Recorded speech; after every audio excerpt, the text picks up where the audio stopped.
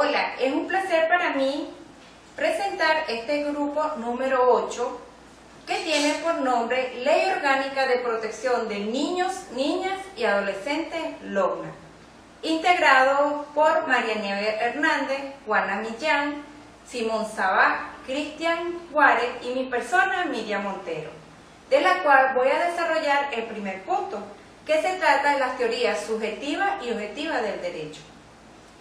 Podemos decir que la teoría subjetiva son un conjunto de facultades que corresponden al individuo y que éste puede ejercitar para hacer efectivas las potestades jurídicas que las normas legales le reconocen.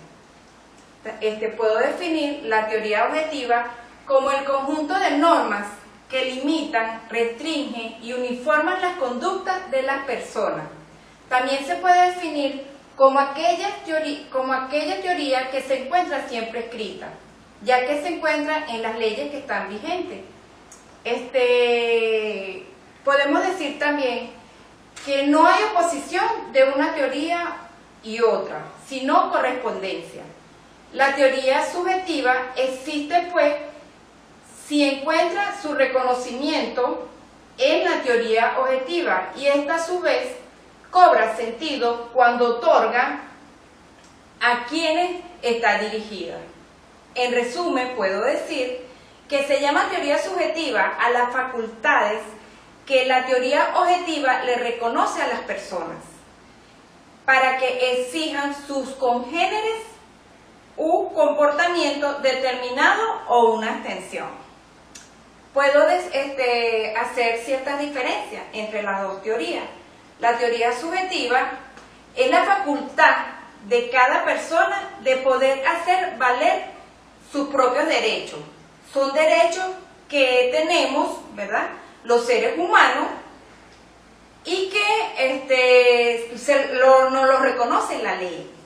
En este caso, la teoría objetiva se refiere al conjunto de normas jurídicas tendientes a regular al ser humano dentro de la sociedad. Una de las diferencias también que puedo decir es que la teoría objetiva es cuando una persona hace uso de la teoría objetiva o del derecho objetivo. En este caso, la teoría objetiva es toda aquella ley que está escrita y que está plasmada en un documento. Un ejemplo que puedo dar para que se comprenda más lo que estoy diciendo es cuando una persona reclama que se le pague una deuda. En este caso estamos presentes en la teoría subjetiva. Va y reclama que le paguen su deuda en virtud de un contrato firmado con su deudor. En este caso, cuando estamos en presencia del contrato, presentamos el contrato firmado, estamos presentes de la teoría objetiva. En conclusión, y ya para terminar, la teoría subjetiva es el poder que tiene una persona para satisfacer sus fines o intereses bajo la protección de la teoría objetiva. Muchísimas gracias, esto es todo de mi parte, dando el pase a mi compañera María Nieves Hernández. Hasta luego. Saludos cordiales. Gracias a mi compañera Miriam Montero por cederme el derecho de palabra.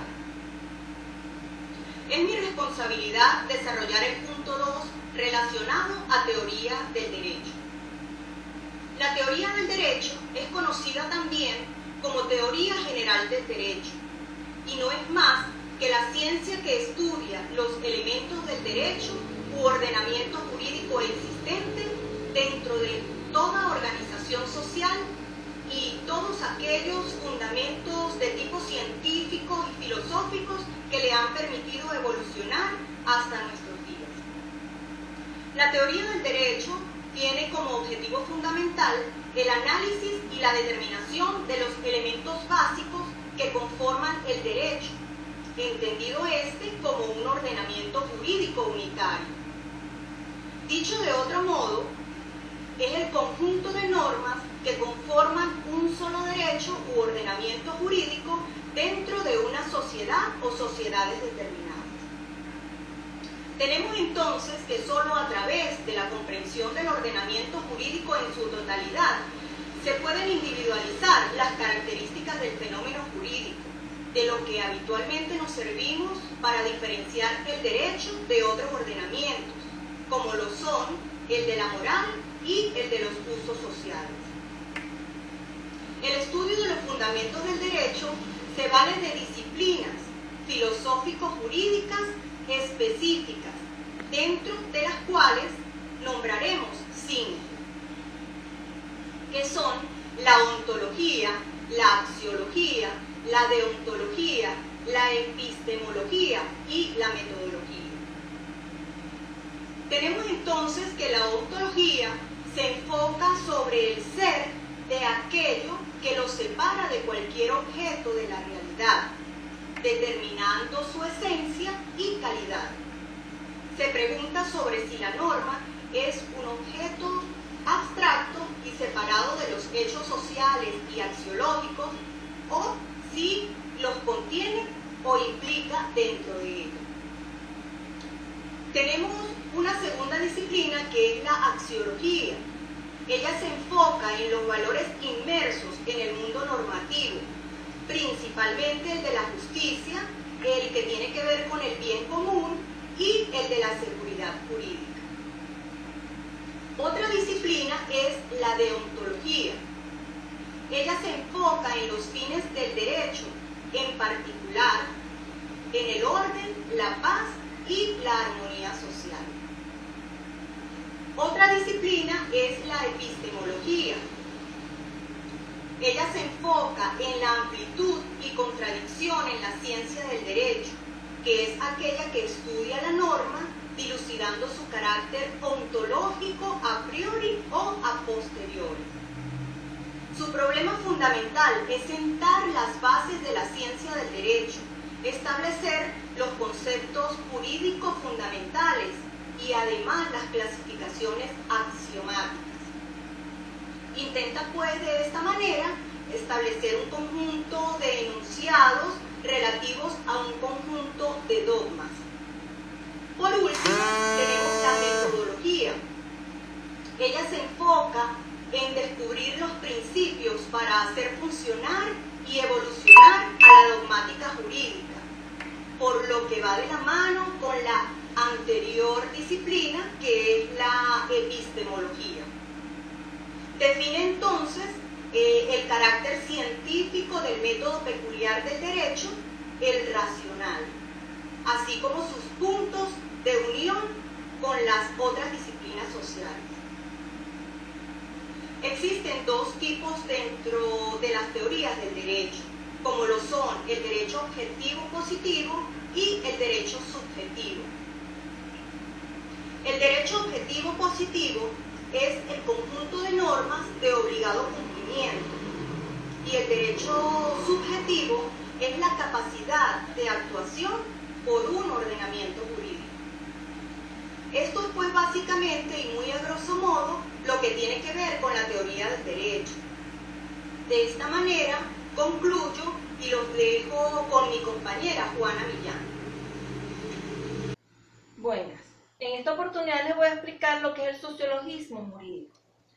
Para el sociólogo existe una clara distinción entre lo que es la sociología general y las sociologías especiales. Y la sociología del derecho pertenece a las sociologías especiales. La ciencia del derecho es el conjunto de normas que regulan la convivencia entre las personas y que son de obligatoriedad cumplimiento, lo que implica que en toda sociedad civilizada tiene un sistema de normas que regulan la convivencia social. Por lo que establecemos que la sociología del derecho es la parte de la sociología que se encarga de estudiar lo jurídico como resultado de la interacción social. O sea, ella va a estudiar todo lo que tiene que ver la normativa jurídica dentro de la sociedad. La importancia de la sociología jurídica es que es una disciplina explicativa porque explica cómo se comporta la sociedad con la parte normativa, a diferencia del derecho, que es una disciplina totalmente normativa. Por ello, la sociología jurídica se preocupa por analizar las causas y las consecuencias de la aplicación de las normas jurídicas y analizará también el funcionamiento de las mismas, de las normas jurídicas, en las relaciones sociales reales. Fíjense, Sorano enumera 7 características de la sociología, del sociologismo jurídico. 1, no es paradigmática. 2, no es autónoma. 3, es independiente. 4, es interdisciplinaria. 5, es informativa y crítica. 6, es teórica empírica. 7, es omnicomprensiva y acumulativa. No es paradigmática porque sus conclusiones se presentan en el marco de la probabilidad y no en la seguridad y la certeza. No es autónoma porque el sociologismo jurídico va a depender tanto de la sociología general como de las ciencias jurídicas. Es interdisciplinaria, ¿verdad? Porque hay otras ciencias que ayudan y aportan también y colabora solidariamente con los sociólogos y los juristas. Es informativa y crítica porque el sociólogo es quien mejor conoce la realidad social y puede aportar soluciones reales y adecuadas a los problemas de la sociedad. La utilidad, ¿verdad? La sociología jurídica tiene una función dual, una de carácter científica y la otra de carácter práctico, lo que se traduce como una doble vertiente, una pura y otra aplicada. Como ciencia es un saber razonado, sistemático y coherente que tiene como objetivo verificar la realidad. Eso es todo. Muchas gracias. Buenas, habla Simón Saba. A mí me toca desarrollar los puntos del comunismo y luego el del marxismo. Entonces comencemos. En economía, el comunismo es un modo de producción previsto por Karl Marx y que todavía no se ha dado en ningún país del mundo. Es un poco utópico. Consiste en que los medios de producción, específicamente el capital, pasan a ser propiedad de los mismos trabajadores o proletarios y no del Estado ni de los privados. Pero repetimos, no se ha dado en ningún país del mundo. Pero políticamente hablando, en los países donde han llegado al gobierno los partidos denominados comunistas o de la tradición comunista, han instaurado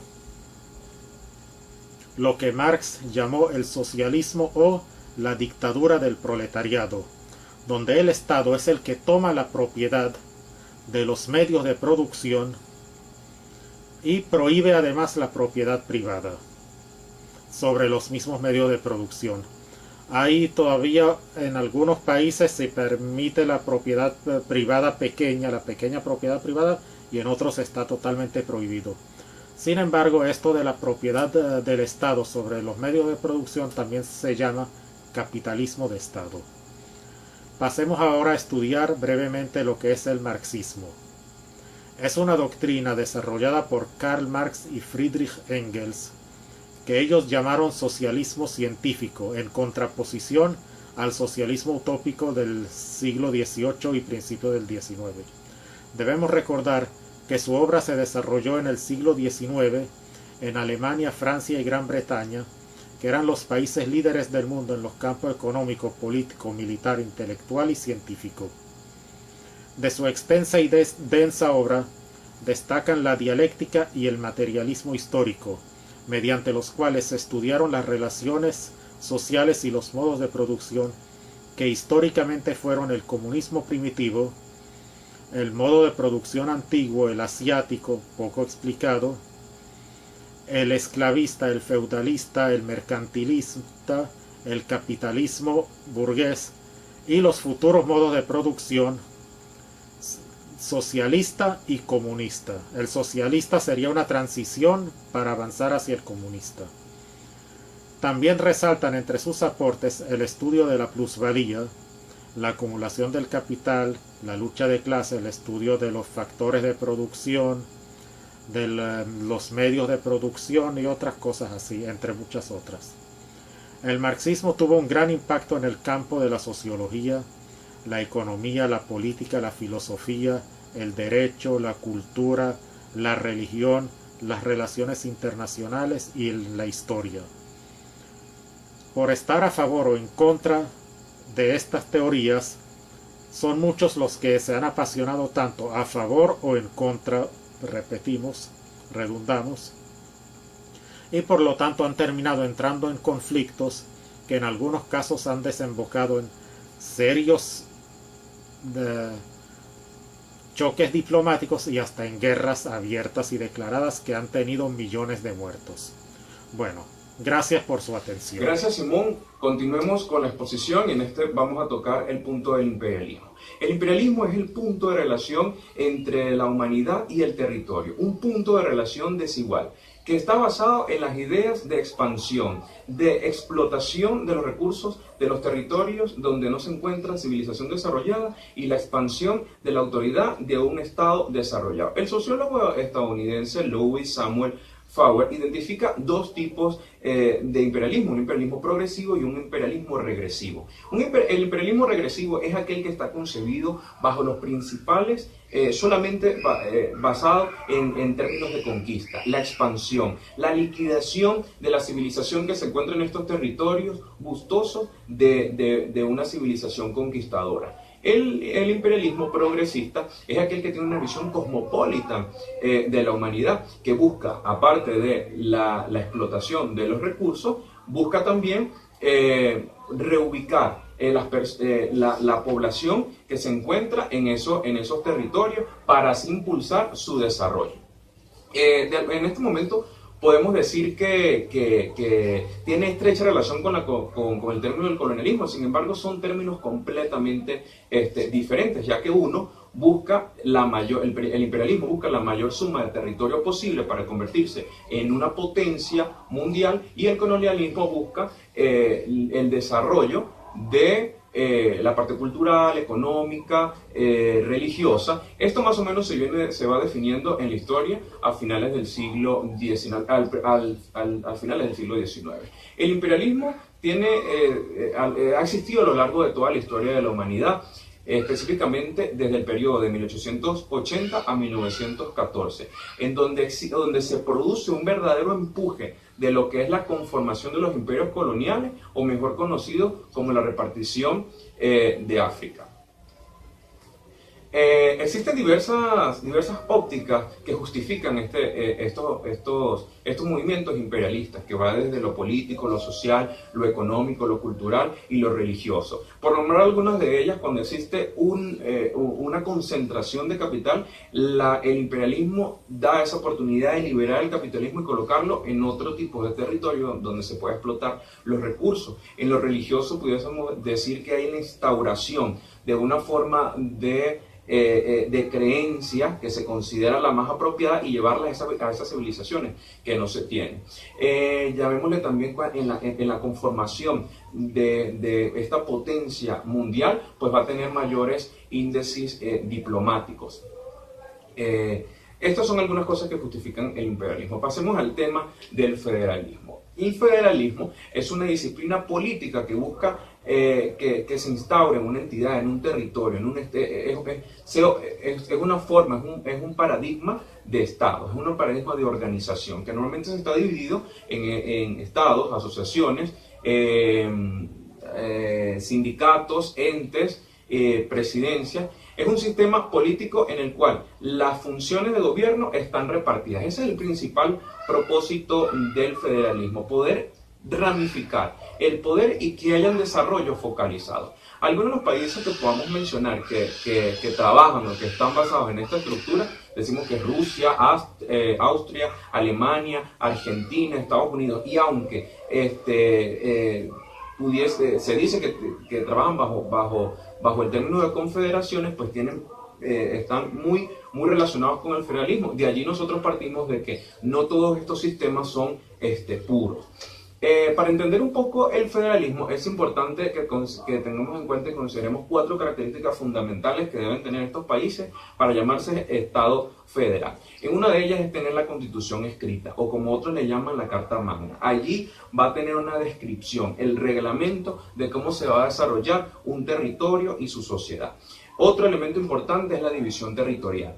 Debe estar subdividido el territorio, no verse comunitario. Y en cada una de esas subdivisiones va a haber una cabeza que va a poder decidir sobre ese espacio territorial. Aquí en Venezuela, por ejemplo, llamémosle a los gobernadores y también a los alcaldes. Otro elemento importante es la descentralización, esa desconcentración de poder que va a estar basada en estas cabezas que van a representar los estados, esta división territorial, como también organizaciones e instituciones que se duplican en otros estados para tener un desarrollo focalizado. Otra característica es la Suprema Corte de Justicia. Es necesario este cuarto elemento para poder interpretar la rigidez del principal elemento, que es la Constitución escrita, para poder darle forma a esa estructura judicial de poder de desarrollo social.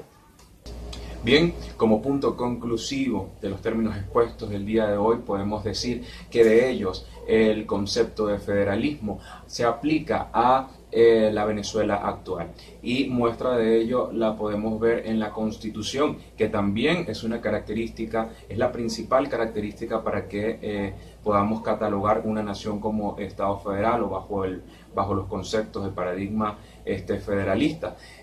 También el término de descentralización lo podemos ver desarrollado en esta Carta Magna en su artículo 159, que habla sobre el poder público estatal. Asimismo, otra muestra de descentralización la tenemos también en el artículo 168, que habla sobre el poder público municipal. Venezuela está dividida en 5 poderes. Uno de ellos es el poder judicial, que, como dije en mi anterior presentación, va a venir también es importante para poder desarrollar e interpretar la Carta Magna. En este caso, el Poder Judicial, el Tribunal Supremo de Justicia y todos los entes que conforman el Poder Judicial, el TSJ en su sala constitucional tiene esta competencia. Asimismo, podemos ver en su artículo 4 de esta Constitución, donde hay una proclama de Estado federal. Dice: la República Bolivariana de Venezuela es un Estado federal descentralizado en los términos consagrados en esta Constitución. Así pues, de esta exposición decimos que el federalismo es el término en donde se encuentra Venezuela reflejada. Gracias por su atención.